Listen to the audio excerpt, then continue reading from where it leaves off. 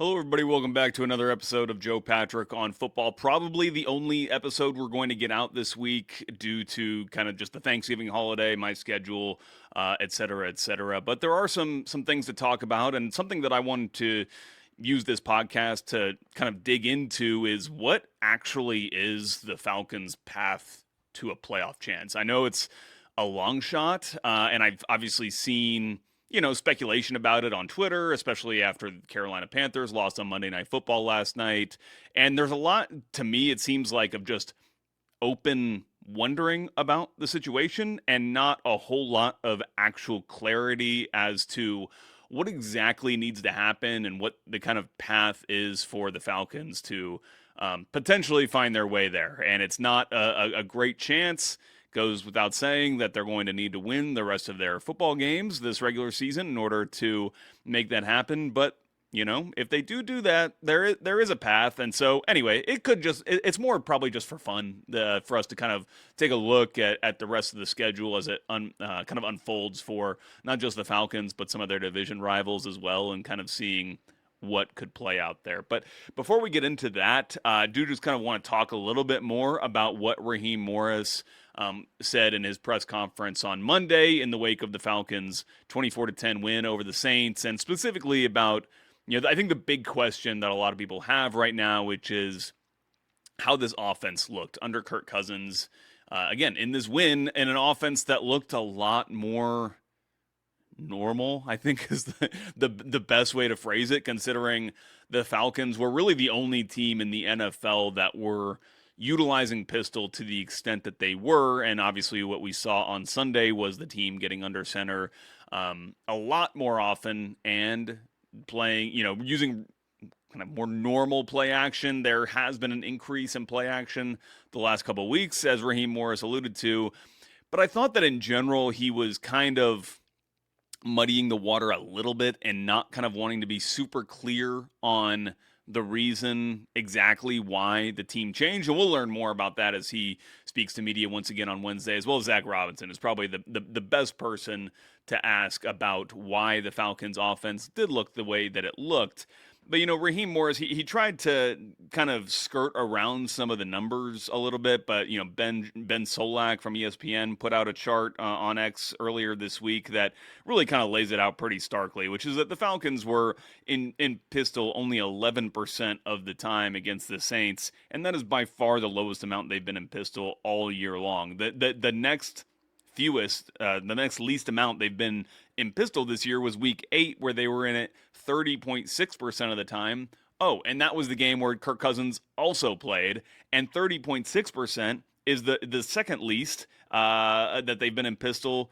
And then the next least amount would have been 42%, which they've been in a couple weeks this year. So all that to say is basically that obviously they were in pistol way less on Sunday than they ever have been. The next least amount they've been in pistol was also in a game where Kirk Cousins played. And those two games, they've been in pistol far less in general than they've been in anytime else when Michael Penix has been the quarterback. And it's not just the pistol usage, but it's also the under center usage, which the Falcons were under center 50.9% of snaps. So the majority of the snaps that they played on Sunday were taken from under center. The next most amount was the previous week, last week, at 15.5%. And then they've been at 12.7% twice this year. Again, one of those 12.7 weeks being the week in which Kirk Cousins played started and played the entire game against the Dolphins. Obviously, Kirk Cousins played last week as well, where they really started getting under center at that point in the game, leading to their 15.5% of under center snaps. So there's clearly a difference, and there's going to be debate as to why it hasn't been the case with Michael Penix, like why the coaching staff did not want to use him there. I mean, I think it's pretty clear by their actions that they just did not feel comfortable with him doing that, and maybe they didn't feel comfortable with him doing that because he didn't feel comfortable doing it. Certainly doesn't have the experience doing it that Kirk Cousins does, and there's probably some technical reasons as to why they felt like it suited Penix more, aside from just the experience, but also when you're in pistol and shotgun more, you're just not under center taking those drops. You're probably being able to do more kind of half field reads, not having to do as much pure progression throughout, entire like 5-man progression, which we've heard Michael Penix kind of marvel at Kirk Cousins' ability to do that. And, it's just, people I think are kind of getting in their feelings a little bit about it. Not to call anybody out, but it makes perfect sense that Kirk Cousins would be better adept to doing some of the more kind of complicated quarterback things, like a straight drop from under center, these play action concepts from under center, all the footwork that it takes to do that, than a second year NFL quarterback who's still second year, but still obviously in kind of his first string of what you would consider quote unquote his first season, having not completed 17 games yet. And quarterbacks in general, I would say actually just college football players in general have a ton to learn when they get to the NFL ranks. It's not just the quarterbacks, actually. I would say that maybe even the starker change adaptation that players have to make or at certain positions is on the offensive line, where you just have to be so much better equipped to protect in pass protections. It's just a very different game than what you see in college football, which is a lot of shotgun offense, spreading teams out, kind of quick screens, utilizing the wide hash marks and creating, having the space on the other side. It's just a very different game. And if you were to ask me, if you were to change one thing about college football, it would be the hashes. That might, I don't know if that's a hot button issue with fans. I don't know if there are certain fans that really like the college hash marks and like the fact that there's a lot of space on one side of the ball, but I feel like it would help the NFL game if college were to adjust and create normal hashes. It would allow teams to better be able to scout, honestly, and the players who are playing in the game with those dimensions would be better suited or better prepared to come up to the professional ranks and be able to play more effectively earlier in their careers. But that's a whole different can of worms that gets into a whole another topic about college football and the governing bodies and how much lack of change there is. And maybe now we're seeing a lot of change, and it's not necessarily having to do with the on the field stuff, but the off field stuff. And I would like to see that reverse. But that's like I said, that's a whole another can of worms. But I think what we can take away is that the offense is going to continue to look more along the lines of what we saw against the Saints. And now Raheem Morris said that was opponent specific in terms of just the amount of play actions and maybe how it looked under center. But I think that again, he's just trying to keep some sort of strategic ambiguity going. It's going to look along those lines, and I think the Falcons as a team will be better off for it. I think the running game will be more effective. I think the play action passing game will be more effective. There will be more marriage between the run and pass games and how those play calls look. So I'm personally looking forward to just watching this Falcons offense, because it's been a rough watch to watch this Falcons offense really, in my opinion, struggle in this pistol look, and it just does not. Again, maybe it's just more aesthetically than anything, but it just doesn't look kind of pleasing on the eye. Maybe it's just because it's so different than what we are accustomed to seeing from other teams. But again, the Falcons are the only team that's really as unique with the pistol setup as from other teams around the league. So that's that. And there will be more to talk about that again as we hear more from the coaching staff and from other players as well as to how they're taking to it. But let's get into this whole playoff situation, because like I said off the top, there's a lot of speculation kind of about what the Falcons' chances are. And personally, I think a lot of people are kind of putting it out there that the Falcons' chances to make the playoffs are greater than what they actually are in reality. And one of the reasons why the Falcons are so far on the outside looking in is because of the specific games that they've lost and the way that sets them up for tiebreakers, specifically losing to the Panthers twice. And that also brings me to just this great frustration that I have anytime I do open up the standings and I see, the Carolina Panthers at 6-6, the Bucs at 6-5, and the Falcons sitting there at 4-7, and thinking, if you beat first of all, if you beat the Panthers once out of the 2 times you play them, plus the Dolphins game, let's say, then you're right there. Then you're 6-5. I don't know how the tiebreakers would work out with the Panthers, having split those series, but like you'd be in obviously a much better situation. You'd be kind of fully in control of your own destiny. As it stands right now, the Falcons are technically not in control of their own destiny. The top line numbers here, embrace yourself. The Falcons are currently sitting at a 2% chance of making the playoffs, which probably is not that surprising. I just feel like with what we've seen, the Bucs starting to struggle, lose some games. The Panthers obviously losing on Monday Night Football last night to the 49ers. People are thinking, oh, look at these records. Like, the Panthers are only 6-6, Bucs are 6-5.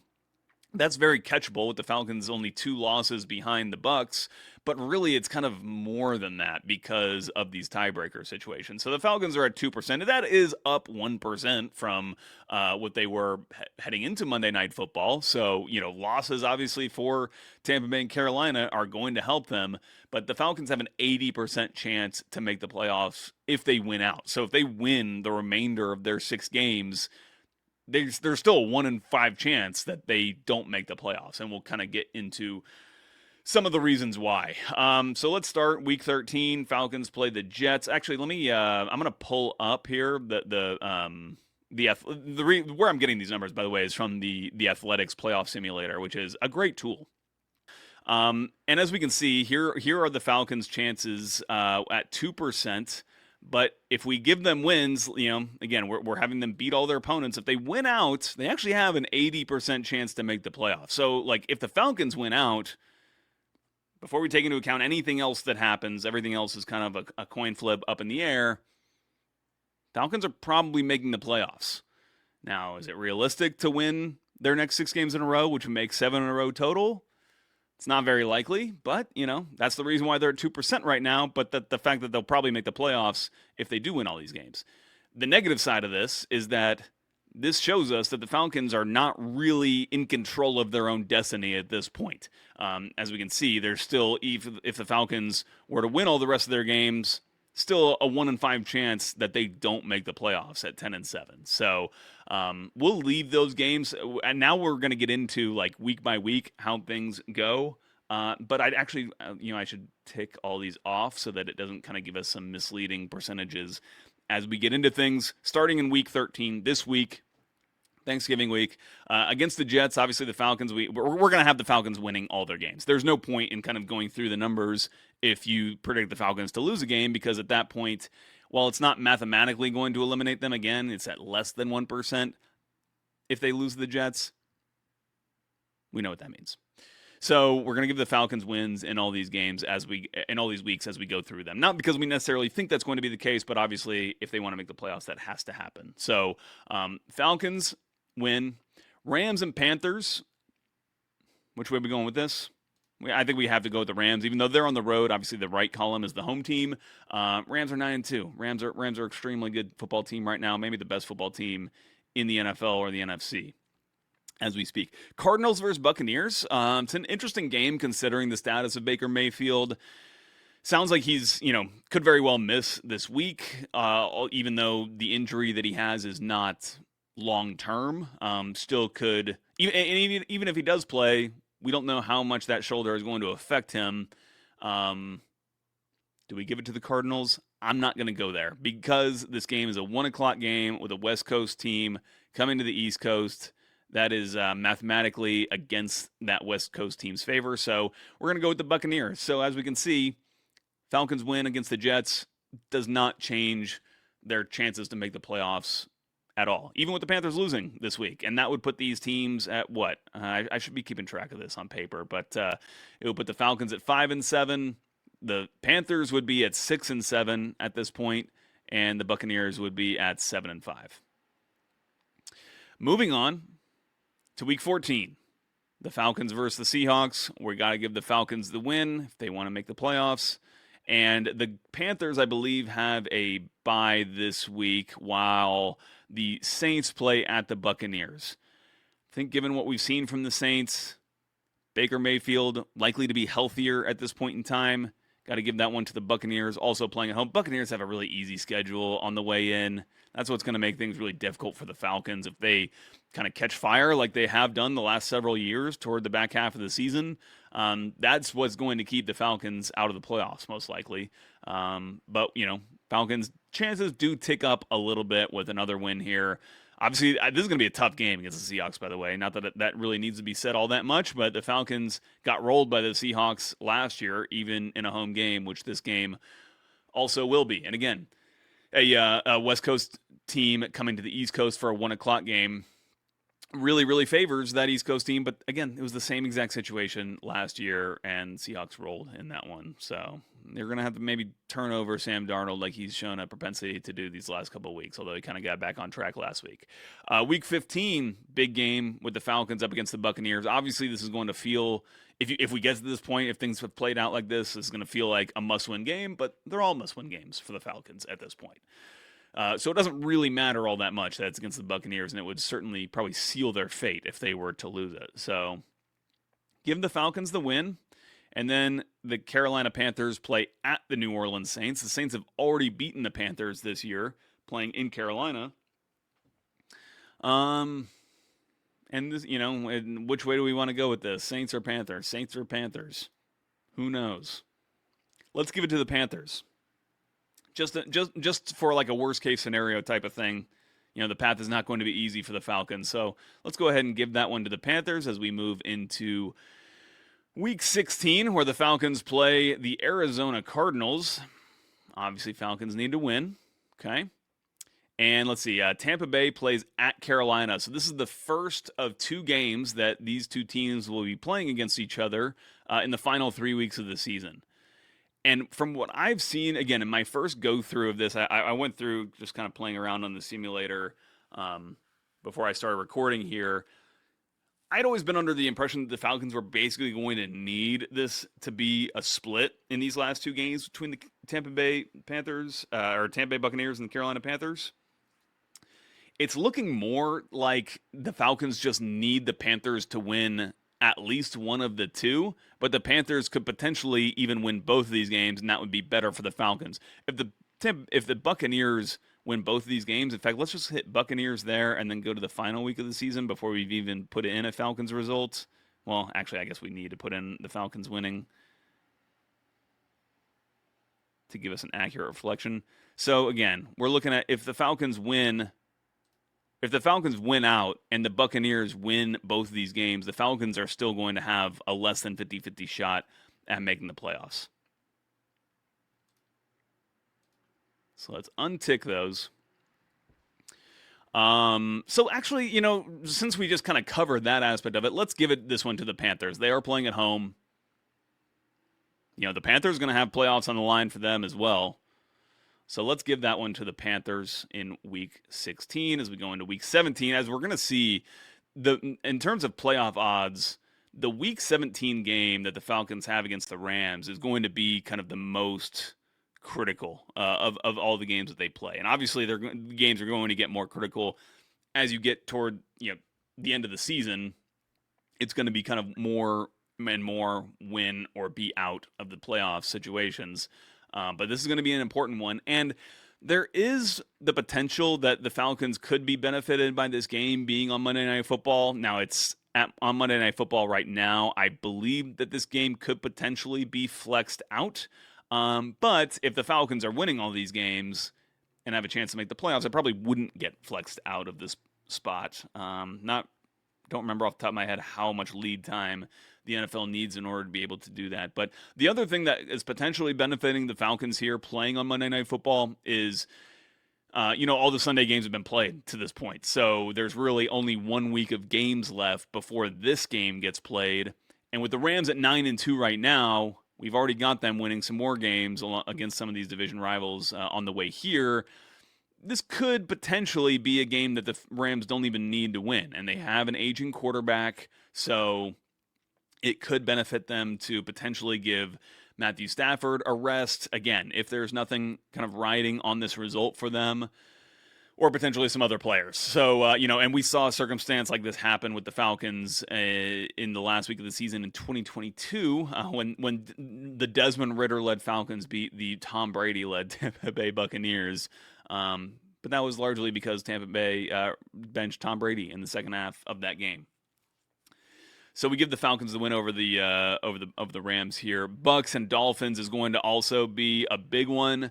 This would be huge if the Dolphins are able to win this game. It is at home. The Dolphins are kind of building some momentum right now. I wouldn't say it's impossible that this happens, to be perfectly honest. Having said that, it's a road game and it's not really a ton of travel for the Bucks. It's an in-state game here. So let's just give it to the Bucks again, just to kind of guard against the worst case scenario if the Falcons do win out, of course. And Seahawks play the Panthers. Again, Seahawks are traveling a bunch during the second half of the season, coming to the East Coast. We've said it before, it favors East Coast teams to win these games, or to play these games against these Western Conference West Coast teams, especially when it's a 1 o'clock start. So let's give it to the Panthers. Falcons still kind of on the outside looking in, heading into the last week of the season. In the last week, we give the Falcons the win over the Saints, which makes it look like things are good. But again, well, I guess if things have gone this way, it won't even really matter who wins between the Bucks and Panthers as far as the Falcons' playoff chances. However, look at the host wildcard spot. That would be the Falcons' chance to win the division. The Falcons would basically not have a chance to win the division at this point in the season if things go the way that they go. So how could they win the division? What do they need? They need the Dolphins to beat the Buccaneers. That's a big game. The Seahawks beating the Panthers could also change things. That would mean, based on the way that those games go in Week 17, is going to determine kind of what is the rooting interest for the Falcons in the Week 18 game between the Panthers and Bucks. Well, let's flip the first Panthers and Bucks matchup in Week 16. That then changes things, as you can see. So I'm not going to keep going through this. I mean, you guys can get on The Athletic. If you have a subscription, I guess, you can get on and kind of take a look at what the Falcons would need. But I think the point is that there is a chance, and the chance will become more clear as we get into it. But obviously, the Falcons have to win out the rest of the regular season in order to make the playoffs, which is probably not a big surprise there. But interesting to say the least. So thank you guys so much for listening to another episode. If you're watching this, you're watching on 929 The Game's YouTube channel, which if you are, click like, please. That helps out the channel. I don't really get anything from it, but you guys would, because if you like the show and you want to see more of it, or if you like other Falcons content creators, if you click like on this video, you're certainly going to get more Falcon stuff thrown into your algorithm. So behooves you, I guess, to go ahead and do that. And let me know what you think in the comments about what you think the Falcons' playoff chances are, whether you even care. What are you interested in the Falcons heading toward the end of the regular season? Maybe it's just to watch this more normal offense like we talked about at the beginning of the show. If you want to hear just the podcast version of the show, you can just search Joe Patrick on football wherever you get your podcasts. We are on the Odyssey app, so I'd recommend doing that. But wherever you get your podcasts, you can just search Joe Patrick on football. You should see us pop up. Could be a nice listen for a commute. Whether if you're traveling for Thanksgiving, would ask everybody to be safe. I know it's kind of a crazy travel weekends. I think it's like the busiest travel week of the year or whatever for Thanksgiving. So if you're on the roads like I will be, make sure that you stay safe, especially if we have some more of this rainy weather, although I think it's supposed to go away. So thank you guys so much for listening, and we'll talk to you next time.